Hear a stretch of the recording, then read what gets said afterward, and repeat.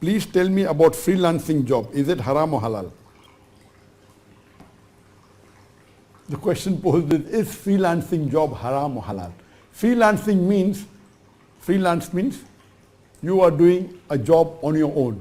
You are not a permanent job. There's something a permanent job, you go to an office from 9 to 5 or from 10 to 6 and every day you go, it's a fixed job, long-term job. Freelancing job means a job which someone may hire you for a limited time. May hire you for maybe 1 month, may hire you for 2 weeks, maybe hire for few hours or few days. So freelancing job means you hire a person not on a permanent method, not on a permanent basis, but on a temporary basis. It may be for few months, it may be for few weeks, it may be for few days, it may be for few hours. So that is called as a freelancing job. He is not a full-time employee of yours. He is doing on a freelancing basis, or it may be few days in a month, maybe 1 day in a month, 1 day in a week. It is called as freelancing.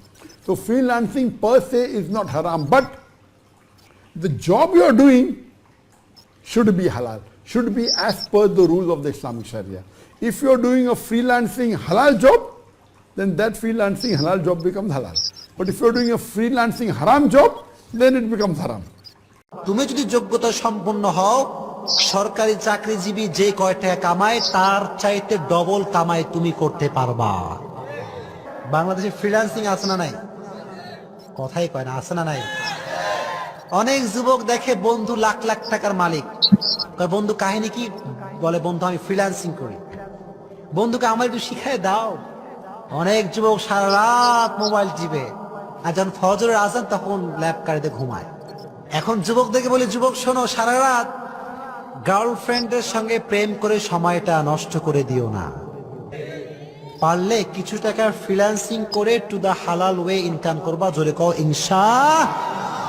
Digital marketing আছে, freelancing আছে, বিভিন্ন source আছে যেগুলো হালাল source, যেখানে কাজগুলো হালাল authentic, এগুলো করে বেশি বেশি ইনকাম করতে পারবা তো ইনশাআল্লাহ। এটা বাস্তব কথা বলে যায় যুবকদেরকে।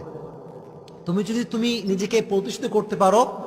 আজকে তুমি মেয়ের পেছনে ঘুরছো যুবক, তুমি সফল হলে মেয়ের আব্বা তোমার পেছনে লাইন দিবে, চিল্লাই কও ঠিক কিনা? Establish yourself. আউটসোর্সিং এর টাকা দিয়ে কোরবানিতে অংশগ্রহণ করা জায়েজ হবে কিনা এবং আউটসোর্সিং এর টাকা হালাল কিনা, আউটসোর্সিং বা ফ্রিল্যান্সিং এর যে উপার্জন এটা হালাল কিনা, এর উত্তর হলো যে মৌলিকভাবে এটা হালাল। দেখতে হবে আউটসোর্সিং করে আপনি কি কাজ করছেন, ফ্রিল্যান্সিং করে আপনি কি কাজ করছেন। আপনি অ্যাজ এ ফ্রিল্যান্সার যদি একটা হারাম কাজের অর্ডার নেন, ধরেন একটা মদের প্রোডাক্ট, এটা ডিজাইনের কাজ নিয়েছেন আপনি, তাহলে আপনার কাজটা হারাম হবে, এটার উপার্জন হারাম হবে। আপনি একটা পোশাকের ডিজাইনের কাজ নিয়েছেন, আপনার কাজটা পোশাকটা হালাল, পোশাকের ডিজাইনের কাজ নিয়েছেন, আপনার কাজটা হালাল হবে। আপনি ফ্রিল্যান্সিং করে কি কাজ করে দিচ্ছেন ক্লায়েন্টকে, আপনার ক্লায়েন্টকে যে কাজটা করে দিচ্ছেন সেটা যদি কি হয়, হালাল কাজ হয়, তাহলে সেটার উপার্জন আপনার কি হবে, হালাল হবে। আর যদি সে কাজটা হারাম হয় তাহলে তার উপার্জনটাও কি হবে, হারাম।